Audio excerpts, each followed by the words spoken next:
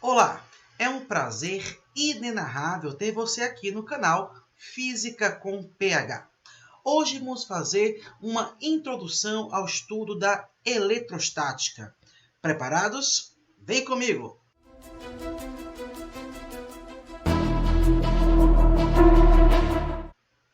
Como eu estava dizendo, hoje vamos fazer uma introdução ao estudo da eletrostática. A eletrostática é um capítulo, é uma parte de outra parte maior da física chamada eletromagnetismo. O eletromagnetismo está extremamente presente no nosso dia a dia em várias inovações tecnológicas, especialmente relacionadas às inovações computacionais e digitais. A corrente elétrica, as cargas elétricas, os fenômenos elétricos e também os fenômenos magnéticos compõem essa parte da física chamada eletromagnetismo. Dentro do eletromagnetismo temos várias partes, várias subdivisões. A primeira delas é eletroestática. Vamos falar um pouquinho sobre isso então aqui agora. Como o nome fala, a eletrostática é a parte do eletromagnetismo que vai estudar os fenômenos relacionados à carga elétrica em repouso. Eletroestática, portanto, são os fenômenos relacionados à carga elétrica em repouso. Por falar em carga elétrica, você sabe o que é a carga elétrica? Carga elétrica, na verdade, é um conceito primitivo. Então, vamos analisar essa noção primitiva que nós não conseguimos conceituar de maneira objetiva, mas conseguimos dominar as suas propriedades e compreendê-la perfeitamente. Para entender o estudo da carga elétrica, para entender o que significa a carga elétrica, nós precisamos refletir um pouco sobre o átomo. Naquele modelo clássico do átomo de Rutherford-Bohr, nós sabemos que o átomo ele é composto de duas regiões. A região central, que é chamada de núcleo, deixa eu abrir aqui o ponteiro para poder mostrar a vocês. Essa região central, que é chamada de núcleo, onde estão os prótons e os nêutrons, e ao redor do núcleo giram os elétrons. Sabemos lá das nossas aulas de química que os prótons possuem carga elétrica positiva, os elétrons possuem carga elétrica negativa e os nêutrons não possuem cargas elétricas. Acontece que, quando nós tocamos nas coisas, num livro, numa caneta, as coisas normalmente não dão choque, porque as substâncias no seu estado fundamental estão em equilíbrio eletrostático. Da mesma forma, o átomo. Vamos ver aqui, ó. O átomo, em seu estado fundamental, é eletricamente neutro. Se ele está desequilibrado eletricamente, ele é chamado de íon. O íon positivo é chamado de cátion e o íon negativo é chamado de ânion. Mas como é possível que um átomo que está eletricamente neutro vire um cátion, ou seja, fique positivo? Para que um átomo vire um cátion, nós precisamos retirar elétrons desse átomo. Retirando as suas cargas negativas, ou parte das suas cargas negativas, ele fica mais positivo. Ao contrário, se eu quero que o átomo vire um ânion, ou seja, ele fique negativo, nós devemos colocar mais elétrons nele, tornando ele mais negativo. Portanto, nas reações químicas que acontecem no dia a dia, normalmente nós mexemos na estrutura da eletrosfera. Nas reações químicas, os átomos trocam elétrons. Se o átomo ganha elétron, ele fica mais negativo e torna-se um ânion. Se ele perde elétrons, ele fica mais positivo e torna-se um cátion. No estado fundamental, o átomo é eletricamente neutro, porque o número de prótons é igual ao número de elétrons, ou seja, as cargas positivas acabam equilibrando as cargas negativas. Vamos lá. A carga elétrica de um único próton ou de um único elétron é chamada de carga elétrica elementar. Quanto vale a carga elétrica elementar? A carga elétrica elementar vale 1,6 vezes 10 elevado a menos 19 coulombs. Esse C representa Coulomb, que é a unidade oficial do Sistema Internacional para Cargas Elétricas. Observe que tanto a carga do próton é 1,6 vezes 10 elevado a menos 19 coulombs, como também a carga do elétron é 1,6 vezes 10 elevado a menos 19 coulombs. Ou seja, o próton e o elétron possuem a mesma carga. A diferença é que o próton, obviamente, tem uma carga elétrica positiva e o elétron tem uma carga elétrica negativa. Nós chamamos de corpo eletrizado quando um corpo está, quando o número de prótons não é igual, né, ao número de elétrons.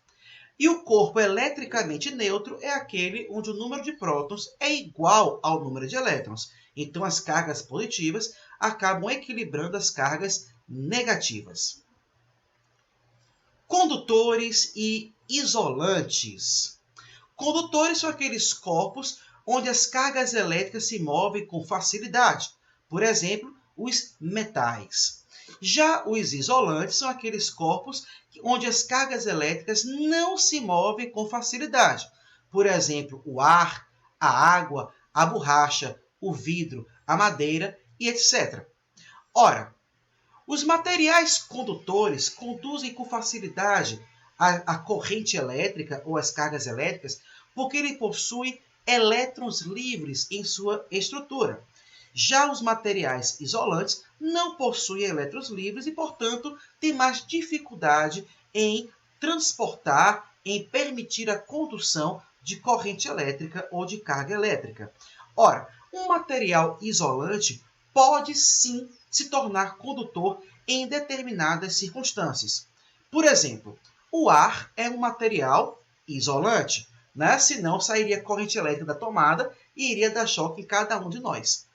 Porém, o ar pode se tornar condutor de eletricidade em determinadas circunstâncias. O raio que nós enxergamos ali, o relâmpago, e ainda ouvimos o trovão, o raio é um bom exemplo onde, naquelas circunstâncias de tempestade, um campo elétrico intenso na atmosfera, naquelas circunstâncias, o ar, que a princípio é isolante, pode tornar-se condutor de eletricidade. Aqui eu tenho um exemplo, que é um cabo de energia elétrica, onde essa região central, né, o núcleo, é formado de cobre, que é um material condutor, mas essa capinha externa também deve ser formada de material isolante. Muitas vezes o material isolante é chamado de meio dielétrico. É muito comum aparecer nas provas de vestibular. Um meio dielétrico é um meio isolante. Nessa segunda imagem eu tenho aqui um homem que está mexendo na tomada e o que chama a atenção é que a corrente elétrica passa pelo homem. Inclusive, essa corrente elétrica que entra por um dedo e sai pelo outro dedo é extremamente perigosa porque ela passa pela região cardíaca, ela passa pelo coração, podendo causar problemas aí para este homem. O corpo humano também é um material condutor de eletricidade e é por isso que nós tomamos choque em algumas circunstâncias. Vamos falar um pouquinho sobre os princípios da eletrostática. A eletrostática possui 3 princípios principais. O primeiro deles é o princípio da quantização das cargas elétricas. A palavra quantização provavelmente lembra a você quantidade. Então é exatamente isso. Vamos falar de quantidades de cargas elétricas.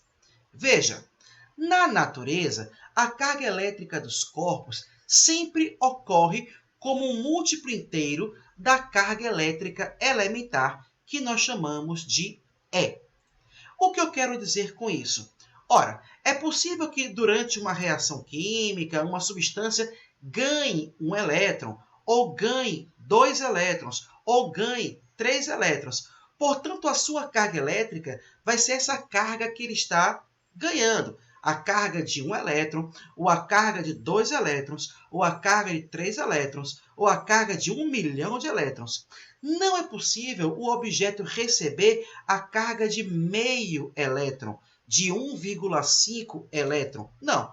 Ou é 1 elétron, ou são 2 elétrons, ou são 3 elétrons. Ou seja, a carga elétrica de um objeto sempre vai ser um múltiplo da menor carga que existe, que é a carga elétrica do elétron. Chamamos de carga elétrica elementar. Sempre vai ser um múltiplo inteiro, ou 1, ou 2, ou 100, ou 1000. Nunca vai ser um múltiplo fracionário. Não é possível que o objeto receba meia carga do elétron, 1,2, 3,5, não. Ou é 1, ou é 2, ou é 3. Esse princípio aqui nos mostra, portanto, que a carga elétrica de um objeto deve ser escrita como está expresso nessa fórmula, Q igual a mais ou menos N vezes E.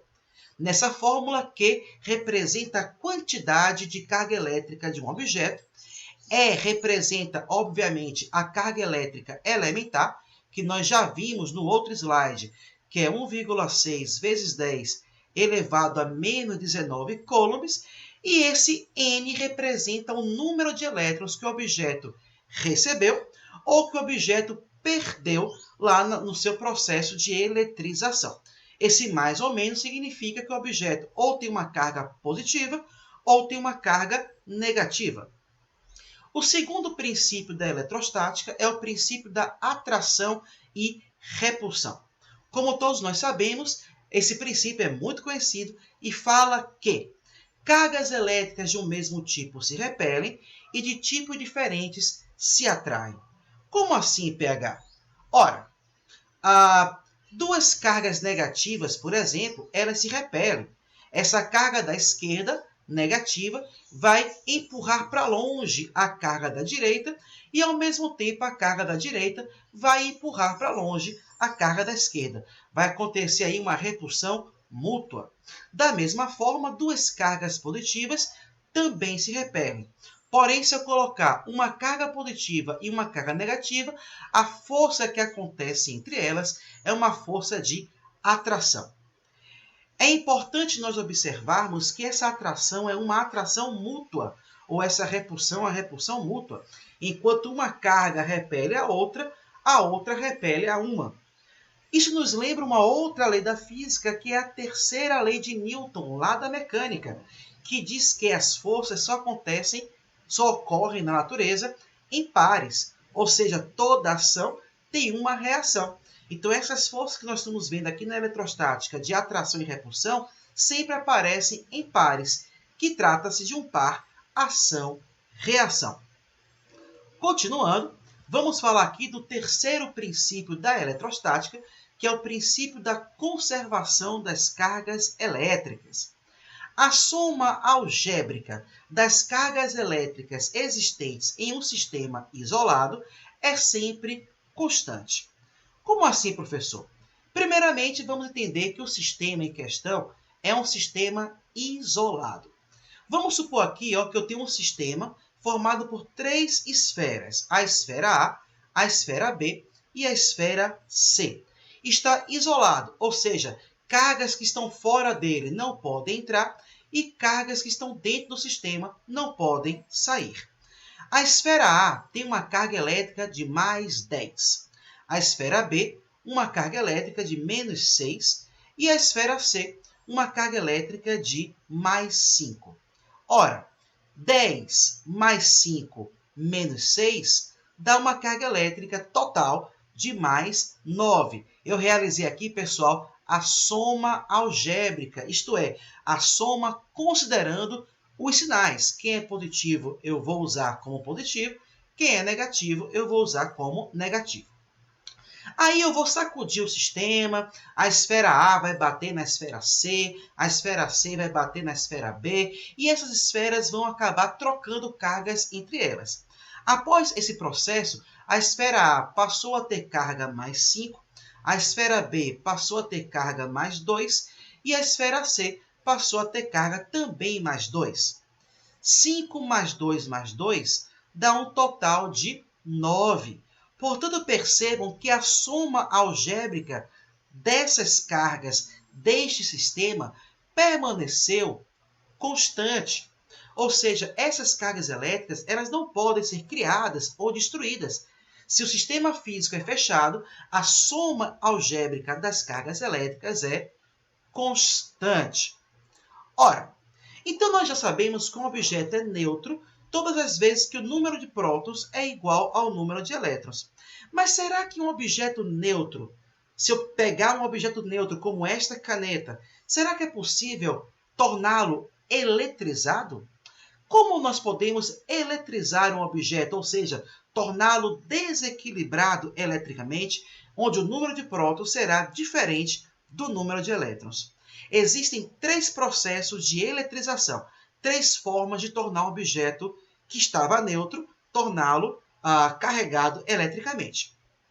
O primeiro desses processos de eletrização é a eletrização por atrito. Ora, o atrito é muito simples. Eu pego 2 objetos e vou esfregar um no outro. Então, suponha que eu tenho, por exemplo, um bastão de vidro e um pedaço de pano feito de lã. Eu vou esfregar o bastão de vidro na lã, ou ao contrário, esfregar a lã no bastão de vidro. O que vai acontecer? A lã ela vai arrancar alguns elétrons do bastão de vidro. Se o bastão de vidro vai perder elétrons para a lã, ele vai ficar, após o atrito, positivo. Enquanto que a lã, como ela roubou alguns elétrons do bastão de vidro, ela vai ficar negativa.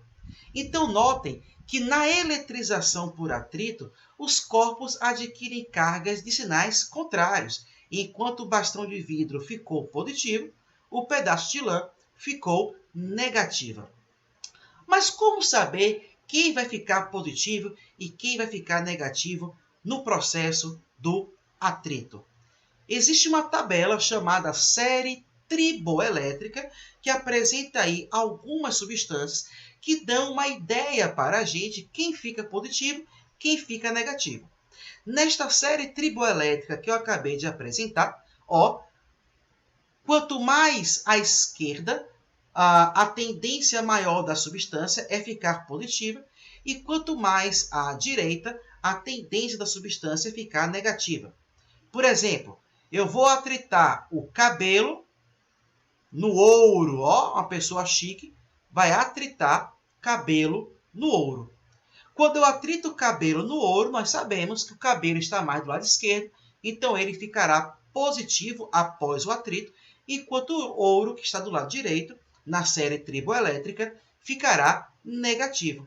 É possível concluir, portanto, que neste exemplo que eu acabei de dar, o cabelo vai perder elétrons para o ouro. O segundo processo de eletrização é a eletrização por contato.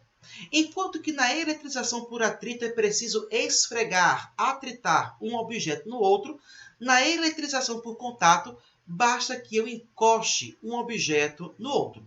Ou seja, basta que eles entrem em contato. Suponha, por exemplo, que eu tenho um objeto A, que está neutro inicialmente, e um outro objeto B, que está carregado negativamente. Notem que eu estou sustentando o objeto A e estou segurando o objeto B com materiais isolantes, para que essas cargas elétricas não escoem para o corpo humano. Vou encostar, ou seja, vou colocar A e B em contato. Quando fizer isso, algumas cargas elétricas do corpo B, negativas, vão migrar para o corpo A. Quando eu afastar o corpo A do corpo B, eu vou perceber que, como algumas cargas elétricas de B migraram para A, o A ficou carregado negativamente. Note que após o processo, tanto A quanto B estão carregados negativamente. Ou seja, na eletrização por contato, os corpos adquirem cargas de mesmo sinal. O corpo A estava neutro e ficou com o mesmo sinal do corpo B. Se o corpo B estivesse positivo, ao final nós teríamos A e B, ambos positivos.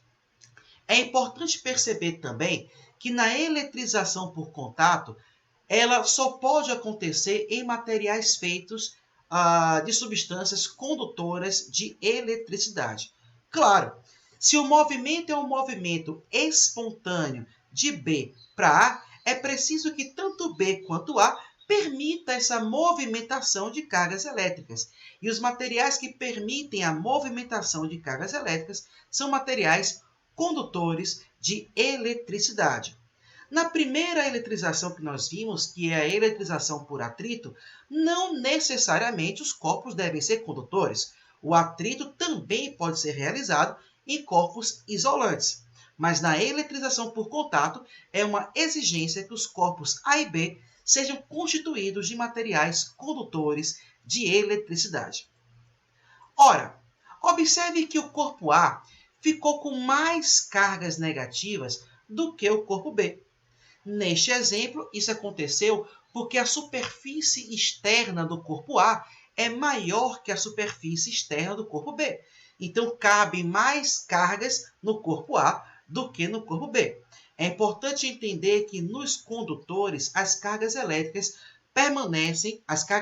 que estão desequilibradas, permanecem na superfície externa deste condutor. Mas o que aconteceria se os corpos A e B fossem idênticos? E quando eu falo idênticos, eu falo de corpos com o mesmo volume, mesma massa, mesmo tamanho, mesma temperatura, formados da mesma substância, idênticos.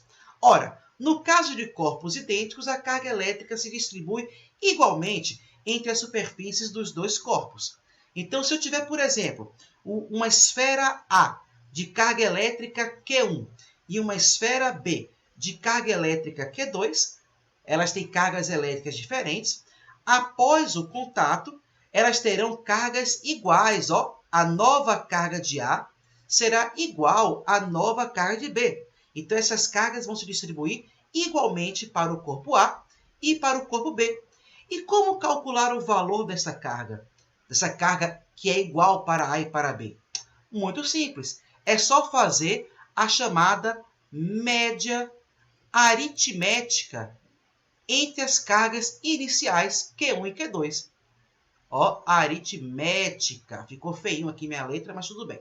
Então, Q1 mais Q2 dividido por 2. Se fosse o contato entre três corpos idênticos, A, B e C, de cargas Q1, Q2 e Q3, a carga final para cada um deles seria sempre igual um do outro. E essa carga final seria calculada com a média aritmética de Q1, Q2 e Q3. Ou seja, Q1 mais Q2 mais Q3 dividido por 3. Se fossem 4 esferas, Q1 mais Q2 mais Q3 mais Q4 dividido por 4 e assim sucessivamente. O terceiro processo de eletrização, já vimos o atrito, já vimos o contato, mas tem um terceiro, que é o processo da eletrização por indução. Enquanto que no atrito eu tenho que esfregar um objeto no outro para torná-los eletrizados, no contato basta que eu encoste um objeto no outro para que as cargas de um passem para o outro. Já na eletrização por indução, que nós vamos ver agora, nós não vamos encostar um objeto no outro. Nós apenas vamos aproximar, mas não pode tocar um no outro, apenas vamos aproximar. Vamos estar observando aqui como que é esse processo de eletrização por indução. Ora, suponha que eu tenho um objeto carregado, aqui um objeto vermelho, ele está carregado negativamente e eu vou chamá-lo de indutor. Um outro objeto, que eu vou chamar de induzido, está aí neutro, ou seja, ele possui cargas elétricas, porém elas estão em equilíbrio. O número de prótons é igual ao número de elétrons. O número de cargas positivas é igual ao número de cargas negativas. Como ele está neutro, eu quero eletrizar este objeto. Eu vou aproximar os dois objetos, o induzido do indutor. Quando eu aproximar, a presença do indutor vai empurrar as cargas elétricas negativas para o lado esquerdo, para mais longe, porque vocês sabem que cargas elétricas de mesmo sinal se repelem.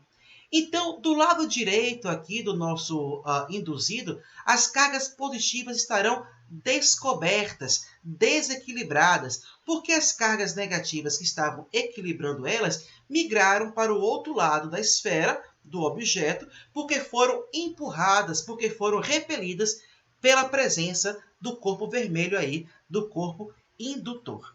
Em seguida, o que eu vou fazer? eu vou ligar um dos lados do induzido à terra. Ó, esse fio aqui é o chamado fio terra. Eu vou realizar o aterramento. E o que vai acontecer? Essas cargas negativas vão migrar uma a uma para a terra. A terra está sempre disposta a receber ou doar elétrons para os objetos. Então, em seguida, eu vou cortar o fio terra e vou afastar os dois objetos.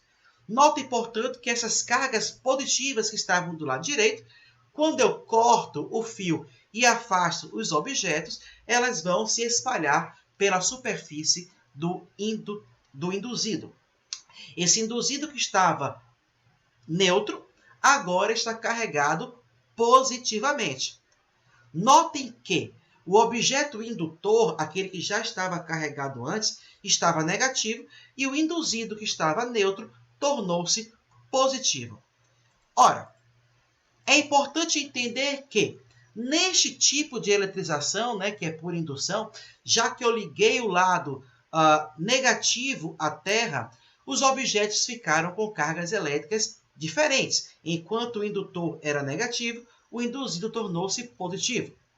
A eletrização por indução apenas ocorre em corpos condutores. Por que condutores? Simples, porque é preciso que as cargas elétricas se separem, migrem de um lado do outro, de um lado para o outro, ou seja, é preciso que elas sofram um processo de indução.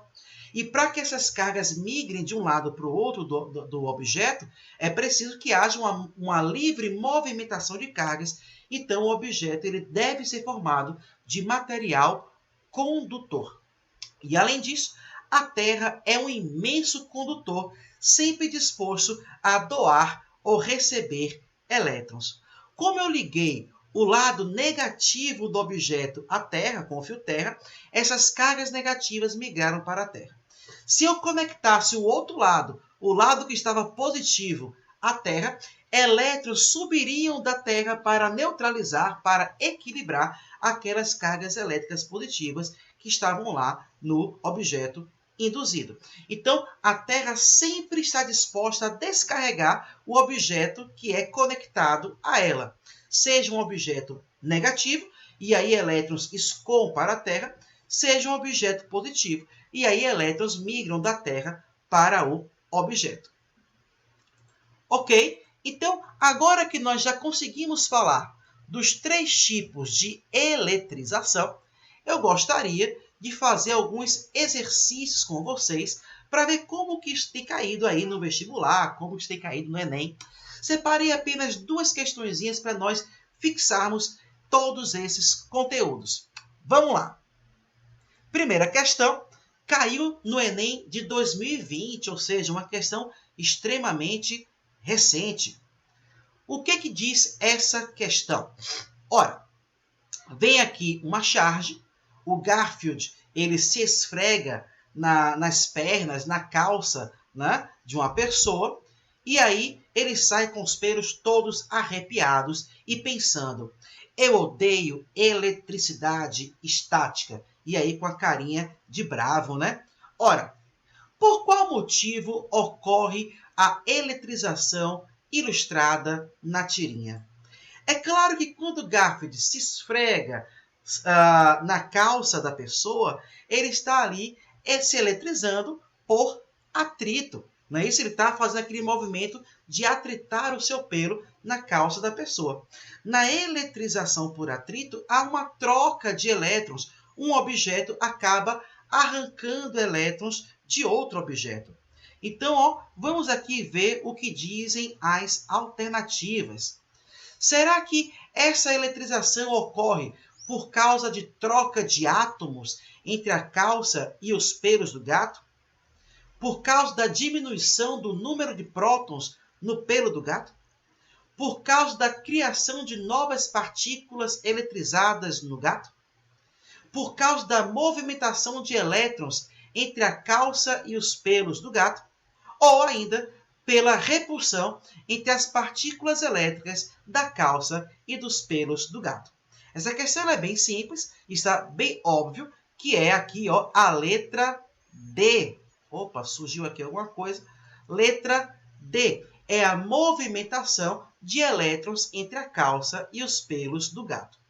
É comum os vestibulares tentar nos enganar colocando aí os prótons na jogada, dizendo que houve uma troca de prótons. Nos processos de eletrização, não há troca de prótons, apenas mexemos na eletrosfera.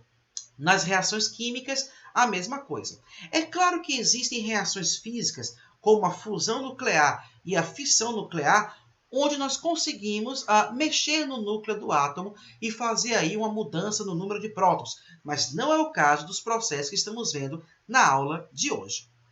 A segunda questão vai falar sobre a eletrização por contato em objetos idênticos. Vamos ler aqui a nossa questão. Vamos lá? Duas esferas A e B, metálicas, idênticas, estão carregadas com cargas respectivamente iguais a 16 microcoulombs e 4 microcoulombs. Uma terceira esfera, uma esfera C, metálica, idêntica também às anteriores, está inicialmente descarregada. Eu vou até registrar isso aqui, ó, galera. A esfera A tem carga QA de 16 microcoulombs. Você sabe que esse micro significa 10 elevado a menos 6. A carga QB, inicialmente, minha caligrafia está feinha hoje, é de 4 microcoulombs.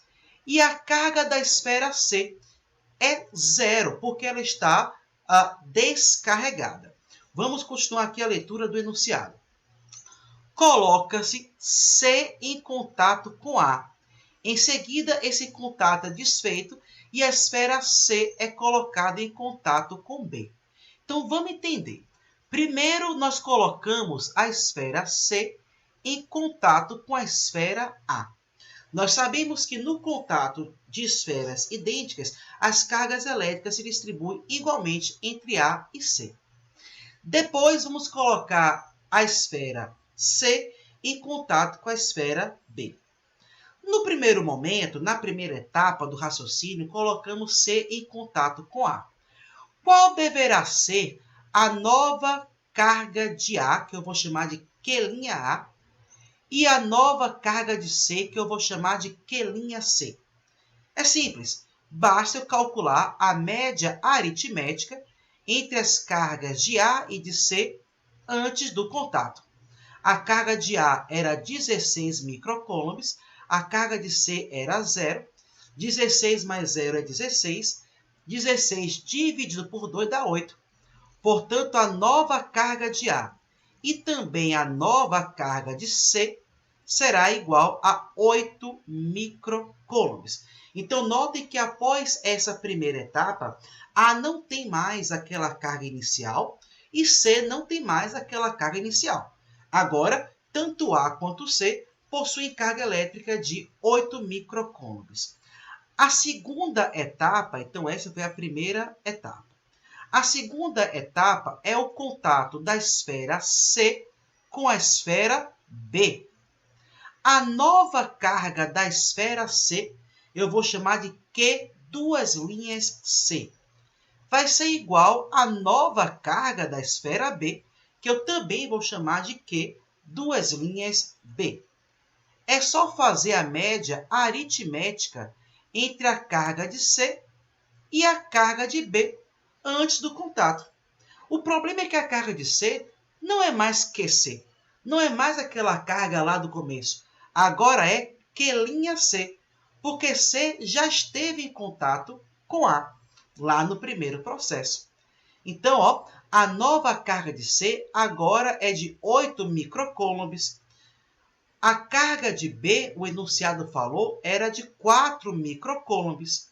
8 mais 4 dá 12, e 12 dividido por 2 dá 6.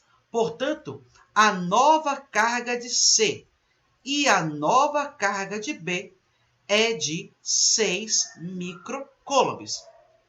A pergunta do enunciado é: qual é a carga final de C.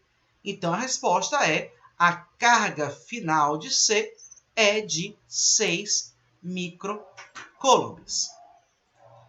Foi um prazer inenarrável estar com vocês aqui no canal Física com PH. Não se esqueça de se inscrever, deixar o seu like e até a próxima!